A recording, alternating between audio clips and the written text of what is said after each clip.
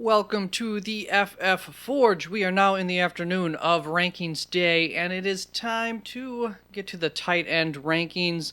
There will be a couple of explanations here in the early portion of this video. These are preliminary rankings, and there is a formula here that I'll also explain. But you can find the finalized rankings up on www.theffforge.com, link down in the description. Those they will not be finalized on Thursday, but those do go up on Thursday. Sometimes there will be some alterations by then.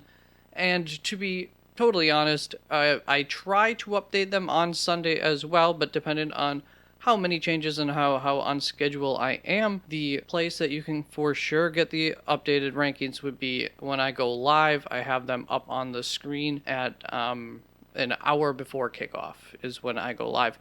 But like I said, usually Saturday night I try to get on there and make any updates, and then sometimes there's a few slight alterations then come Sunday morning. Also, of course, it depends on injury updates too. That can have some big alterations sometimes. Always an ongoing process with rankings. So I have floors, ceilings, and expected ranges also for my wide receivers and the running backs. They just take a lot more effort to go through and a lot more of scrubbing or manipulating the data to closer represent the current situation from injuries and whatnot, because those players oftentimes, they're in a backup role, so they still play in a game, so their snap usage or their any of their numbers can be way off if they end up being in a starting role. So there's just a lot more to it.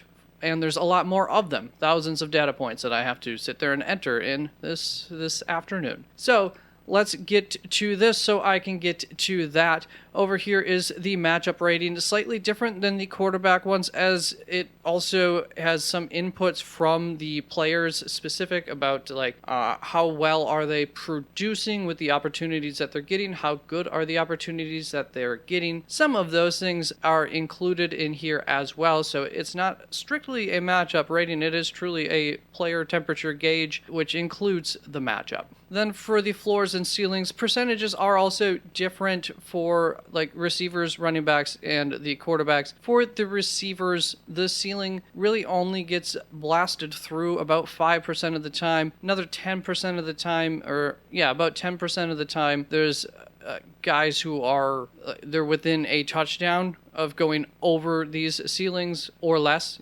So 6 points to a half of a point. Then for the floors, they fall under the floors at a slightly higher rate for the wide receivers for sure. I would imagine tight ends might fall below that floor at a little higher rate. I don't know, especially when I'm using a limited data set of more sure guys, that might not quite be the case. And then as far as the expected ranges go, it's still about a coin flip, but the quarterback, the accuracy for those expected ranges is over a coin flip. It's around 60 to 65% most weeks. For the receivers, it's going to be below a coin flip, and that is purposeful for a few reasons. I struggled with exactly where I wanted to go with the quarterbacks, but I ended up liking what I had for them. As far as the wide receivers go, if I were to have had a larger expected range here, then it just ends up becoming kind of useless to look at.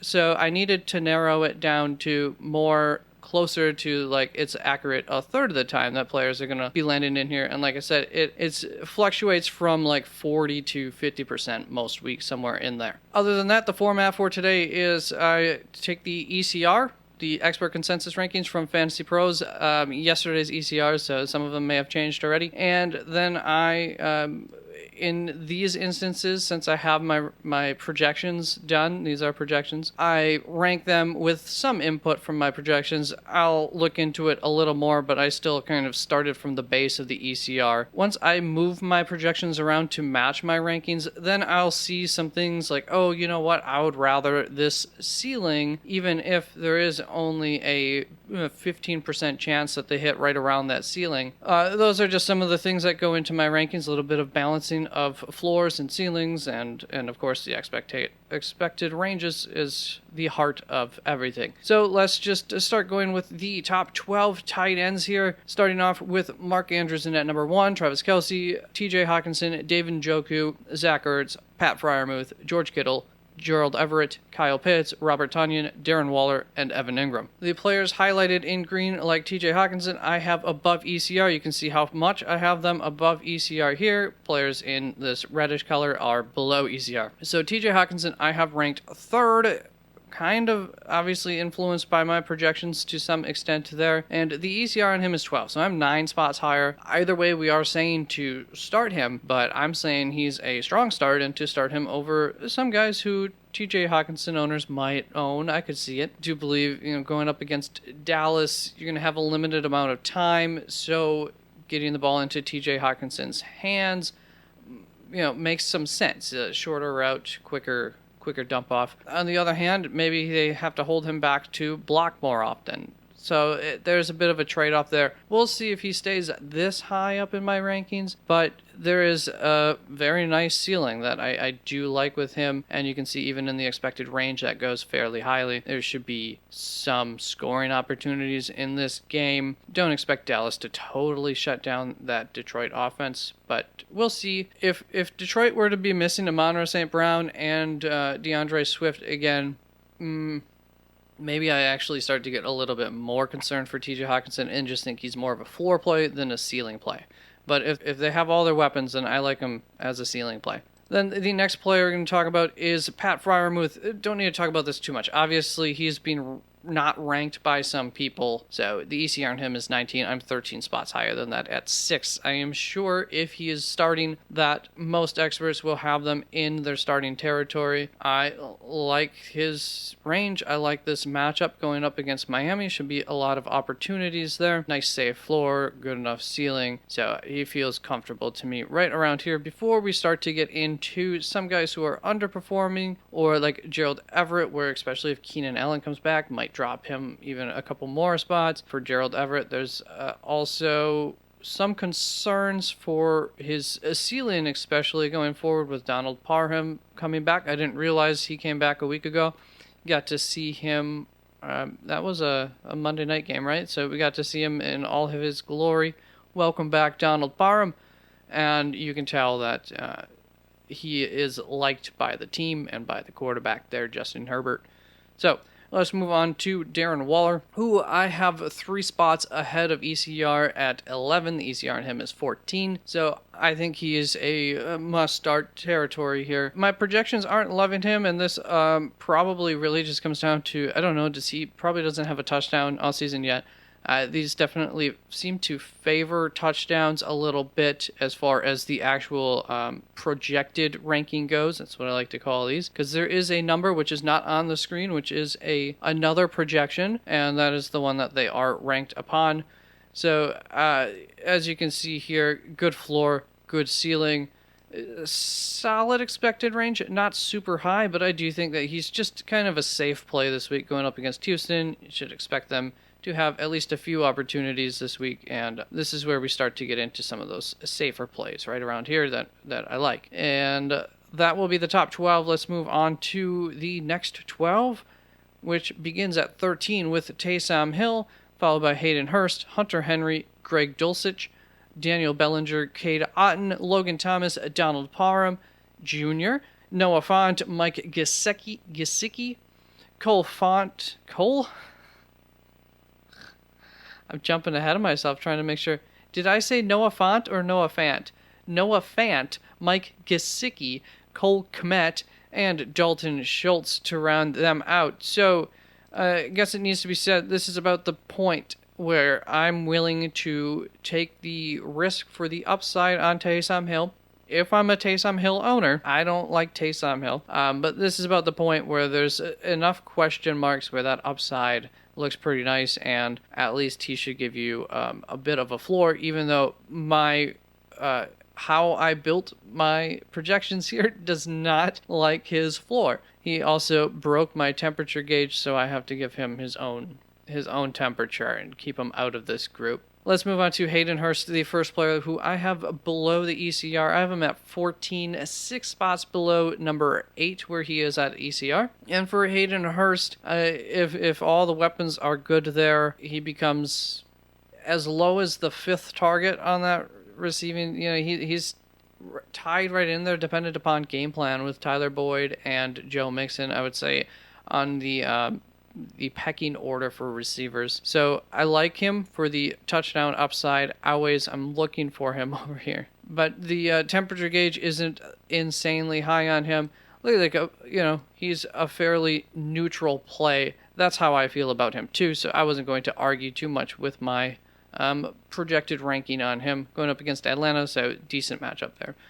Just not enough factors are working in favor of him compared to some other players. Then Greg Dulcich, I have at 16. The ECR on him is 26, so I have him 10 spots ahead of ECR. My projected rankings absolutely loved him. It's because he currently has a 50% touchdown rate, so it's thinking if I don't know exactly what it's thinking. I wrote it. I wrote these projections, but there's a lot that went into him, so in the end, it can pull from a lot of different areas even sometimes. So it still looks like a decent higher end on the expected range for Greg Dulcich. Do expect his usage to even go up, but regardless, his usage week 1 was better than a lot of players. I think it's higher still than Robert Tonyan's usage, at least on the season long. Do expect his usage to start to go up. So Greg Dulcich is a good option in with factors working in favor of him in this matchup.